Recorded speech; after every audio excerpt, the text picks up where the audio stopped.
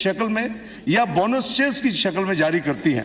जैसे share holders stock exchange में अपने शेयर्स बेच सकते हैं और नकद रकम वसूल कर सकते हैं। पहली सूरत में शेयर होल्डर वसूल होने वाले नकद कैश पर जो मुनाफे के तौर पर मिलता है 15% टैक्स अदा करते हैं।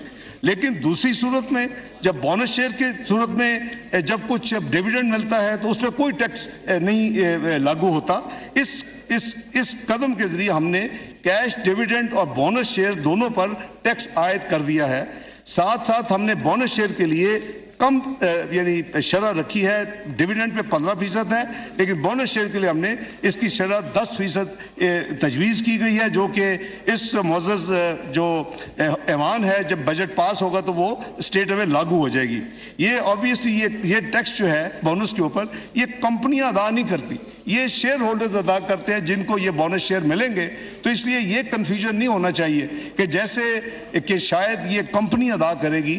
ये डिविडेंड जिसको कैश मिलेगा उसका कैश काटा जाता है as agent of the government और वो पैसे भिजवा देते हैं, एफबीआर में जमा करवाते हैं।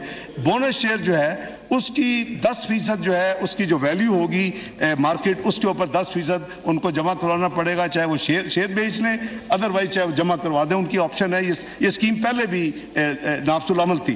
जनाब स्पीकर, अब मैं उन अहम तरामीम पर रोशनी डालूंगा जिन्हें हमने मुख्तलिफ फोरम्स की सिफारिशात की बुनियाद पर फाइनेंस बिल में शामिल किया है।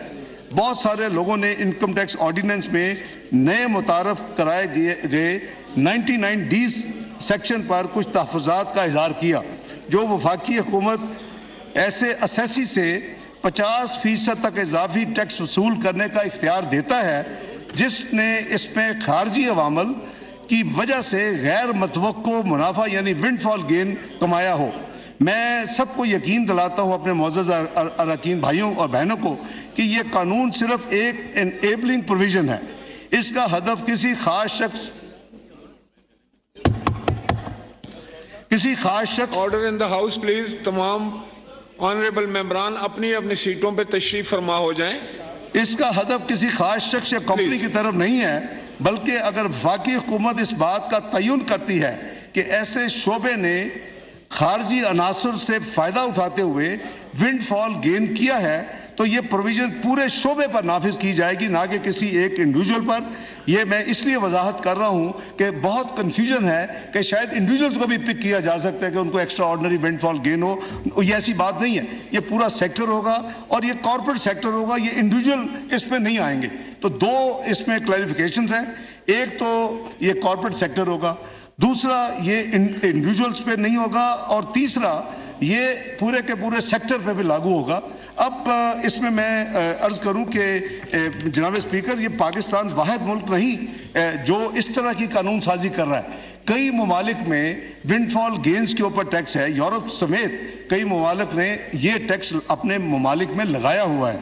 हम इस बात को यकीनी बनाने के लिए तमाम इकदाम करेंगे कि कारोबारी एतमाद मुतनज़्ज़ल ना हो, और हम नहीं चाहते कि कानून की इस शिक की वजह से लोग घबराएं। नॉर्मली कमेटी जो हमने सेटअप की, जिसका मैंने जनाब को नोटिफिकेशन पेश किया था, नेशनल असेंबली के रिकॉर्ड में मौजूद है, उसकी सिफारिशात की बुनियाद पर पहले विंडफॉल गेन टैक्स जो था वो 5 साल जो थे पिछले, उसके ऊपर ये लागू हो सकता था। ये कारोबारी लोगों ने जो पिछले हमारी मीटिंग्स हुई 9 जून के बाद, उनका ये तजवीज़ थी कि इस मुद्दत को कम कर दिया जाए। और ये कमेटी का भी चेयरमैन नेशनल असेंबली की स्टैंडिंग कमेटी बैठे हुए हैं, इनकी भी कमेटी का ये था इसको फिर टाइम, इसको पीरियड कम कर, तो हमने 5 साल को रिड्यूस करके 3 साल कर दिया है। और ये फिस्कल ईयर 20-21 जो यानी जो टैक्स ईयर है उससे लागू होगा। तो ये हमने इसमें इंप्रूवमेंट कर दी है, क्योंकि हमारी अपनी कमेटीज दोनों जो है, मैं मिसाल देने लगा हूं, मैं कोई अपना फ्यूचर का माइंड नहीं दे रहा, हमारी अपनी दोनों